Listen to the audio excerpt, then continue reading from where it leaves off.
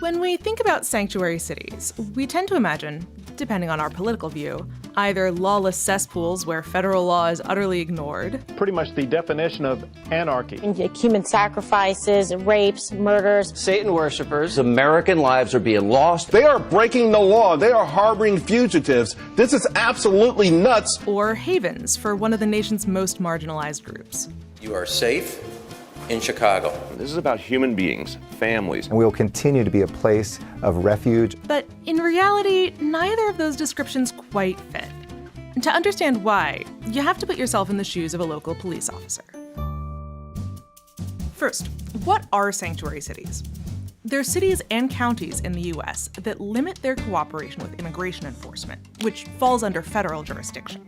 These policies are different in different places. In Chicago, it means city employees aren't supposed to share residents' immigration status with other people. In Washington, D.C., it means police officers are barred from asking residents about their immigration status. But often, it comes down to this. How does a local police officer handle an unauthorized immigrant that he's already arrested for some other reason? Let's say a cop pulls someone over for speeding. The cop notices this person has an unpaid speeding ticket, and they miss their day in court. So the cop arrests the person, books them into the local jail. While they wait for someone to post bail, the person gets fingerprinted. That's part of the booking process. Those fingerprints then get sent to an FBI database, and then a database kept by Immigration and Customs Enforcement, or ICE. That step is mandatory. Whether or not a city calls itself a sanctuary city, it still has to send those fingerprints through the FBI database. If the fingerprints match up with someone who ICE knows is an unauthorized immigrant, they might send the local cops holding this person something called a detainer request. The detainer request is just that. It's a request. The federal government is asking, not demanding, that police hold that person for an extra 48 hours after they would normally be released.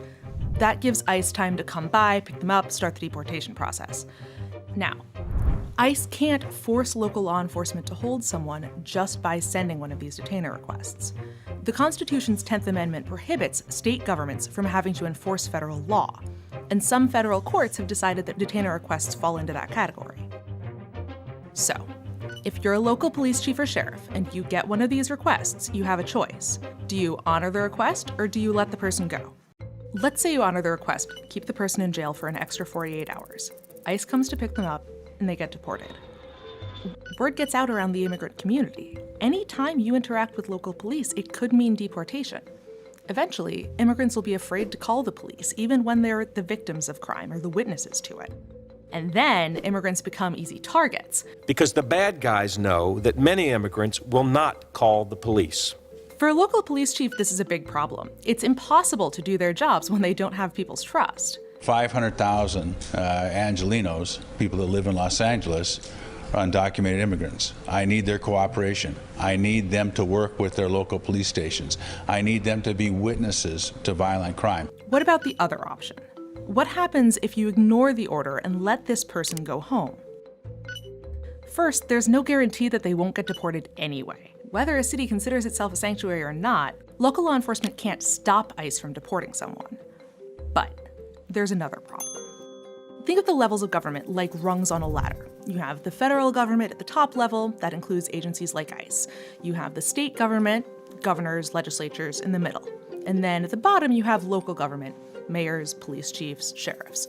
If the federal government issues a detainer request and the local police department refuses to accept it, the state government can step in by taking away one of the state funding streams from the local police. That's what happened in Texas in 2017.